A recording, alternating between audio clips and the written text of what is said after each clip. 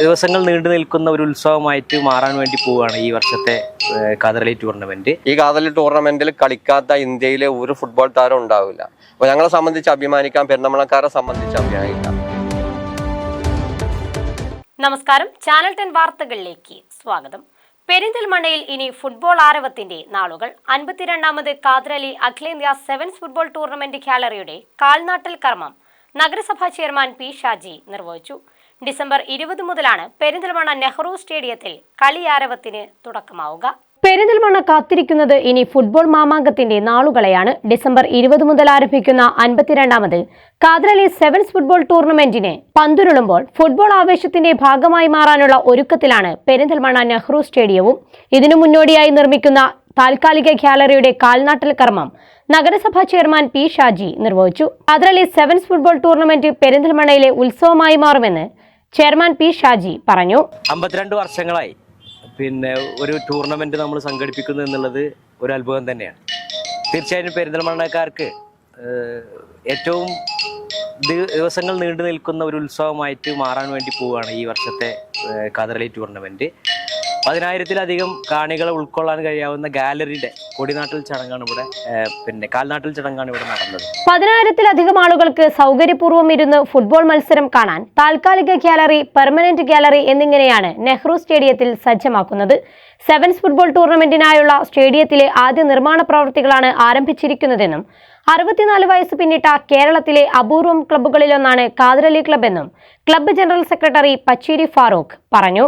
ഇന്ത്യയിൽ അറിയപ്പെടുന്ന ഒട്ടനവധി ഫുട്ബോൾ താരങ്ങൾ ഈ ഗ്രൗണ്ടിൽ ഇറങ്ങാൻ പോവുകയാണ്. ഇവിടെ കഴിഞ്ഞ കാലത്തൊക്കെ തന്നെ IM വിജയനെ പോലുള്ള, U ഷറഫലിയെ പോലുള്ള ആളുകൾ യഥേഷ്ടം കളിച്ച് അവസരം നേടിയെടുത്ത ഒരു ഫുട്ബോൾ ടൂർണമെന്റ് കൂടിയാണ് കാതറലി ഫുട്ബോൾ. ഈ കാതറലി ടൂർണമെന്റിൽ കളിക്കാത്ത ഇന്ത്യയിലെ ഒരു ഫുട്ബോൾ താരം ഉണ്ടാവില്ല.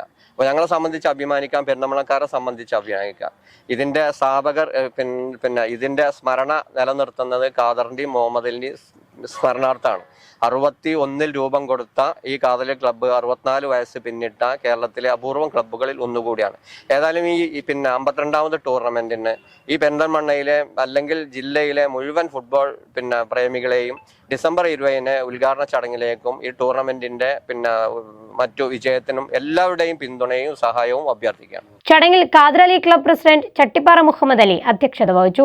ട്രഷറർ മണ്ണിൽ ഹസൻ, മോക്ക menswear managing director Jamshad, Supra motors general manager SK Girish, Alsalama ആശുപത്രി ഡയറക്ടർ ആലിക്കൽ അബ്ദുൽ നാസർ, ഡോക്ടർ നിലാർ മുഹമ്മദ്, യൂസഫ് രാമപുരം, കുറ്റീരി മാനുപ്പ, മറ്റ് ക്ലബ്ബ് ഭാരവാഹികൾ തുടങ്ങിയവർ ചടങ്ങിൽ സംബന്ധിച്ചു. 24 പ്രമുഖ ടീമുകളാണ് ഫുട്ബോൾ മാമാങ്കത്തിന് മാറ്റുരയ്ക്കുന്നത്. ചാനൽ 10 പെരിന്തൽമണ്ണ. ഈ പെട്രോളിന് നമുക്ക് എവിടുന്ന് കൊണ്ടുപോകണോ? നമുക്ക് മണാലിന്ന് വാങ്ങാം. ലഡാക്കിൽ പോകുമ്പോൾ ഒരൊറ്റ പെട്രോൾ പമ്പ് പോലും ഇല്ലാതെ 300 കിലോമീറ്റർ വരെ ഉണ്ട്. 300 കിലോമീറ്ററോ? ഈ ഒന്ന് ആലോചിച്ച് നോക്കിയേ, ചുറ്റിനും മല, അതിന്റെ നടുവിലൂടെ നോക്കിയാ നോട്ടം കിട്ടാത്ത റോഡ്, അതിലൂടെ നമ്മൾ രണ്ടാളും ബുള്ളറ്റിൽ പോകുന്നത്. ഈ ഒന്ന് ഓർത്ത് നോക്കിയാടാ. എടാ ബസ്സിൽ കിട്ടാ ആക്സിഡന്റ് ഒന്ന് കൊടുത്താ.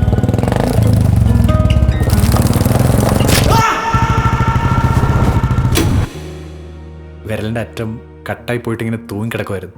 മുറിച്ച് കളയണമെന്നാണ് കൊണ്ടുപോടത്തൊക്കെ പറഞ്ഞത്. കൂടെ ഉണ്ടായിരുന്ന അഭി പറഞ്ഞു നമുക്ക് കിംസ് അൽഷിഫെ കൊണ്ടുപോകാം.